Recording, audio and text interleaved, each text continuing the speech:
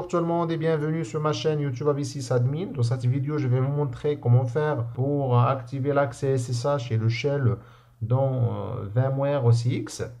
C'est une opération qui est simple, il suffit de savoir où aller. Pour faire cette opération, on a deux méthodes, soit en se connectant à partir de la console de l'OSX, si vous avez bien sûr l'accès physique sur votre CX, ou bien on peut faire cette opération à partir de vSphere client. Et on commence par la console de l'ECX. Appuyez, comme vous le faites pour modifier les paramètres de votre CX, appuyez sur F2. On doit fournir le mot de passe d'administrateur. Après, allez Troubleshooting Options, Entrée.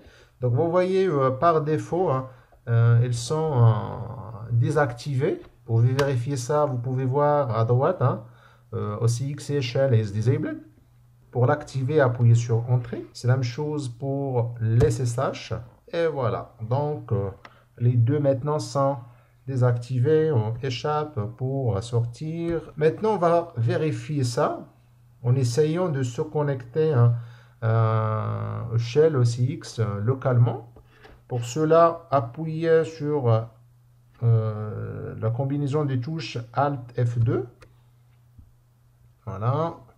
Plutôt Alt F1.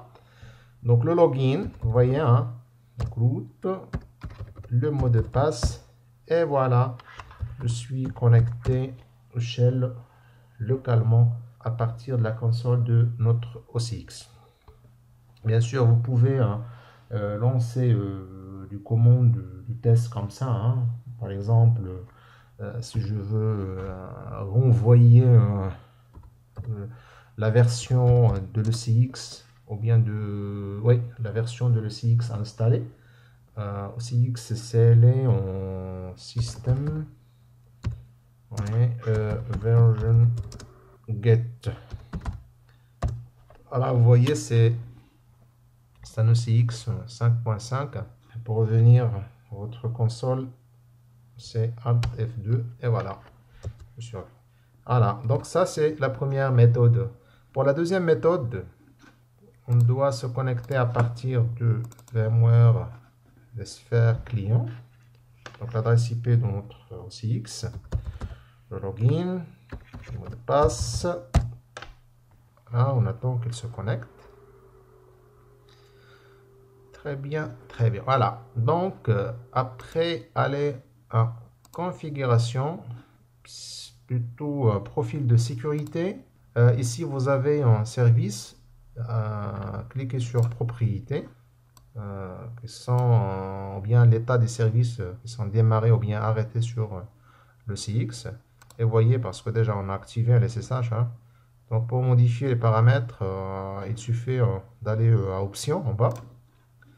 Et vous voyez, vous avez le choix entre les méthodes de démarrage. Donc ici, il est sélectionné démarrer et arrêter avec l'autre. Bien sûr, vous pouvez choisir démarrer et arrêter manuellement si vous voulez faire cette opération manuellement. Et bien sûr, vous pouvez faire doit l'arrêter, démarrer, etc. Très bien, voilà. Voilà, donc c'est déjà activé. OK. Voilà.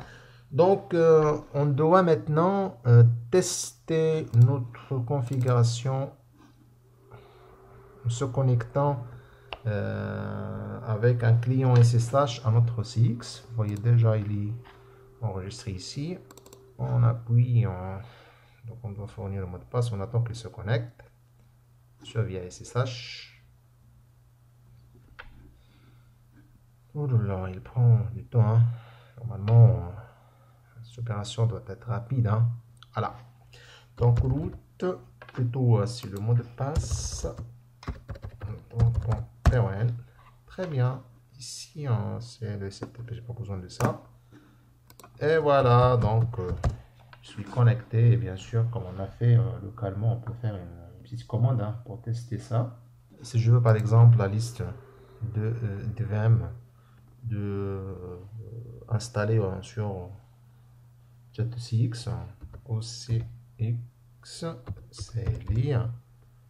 Donc VM, par exemple, juste un exemple, process liste, et voilà, vous voyez, j'ai 2 VM, bien sûr avec leur ID. Voilà, donc c'est tout ce qui concerne cette configuration de SSH et de shell. On est arrivé à la fin de cette vidéo. Je vous remercie infiniment pour votre fidélité, hein. Et n'oubliez pas de vous abonner à ma chaîne YouTube pour avoir toutes les actualités, toutes les nouvelles vidéos. Merci et à bientôt.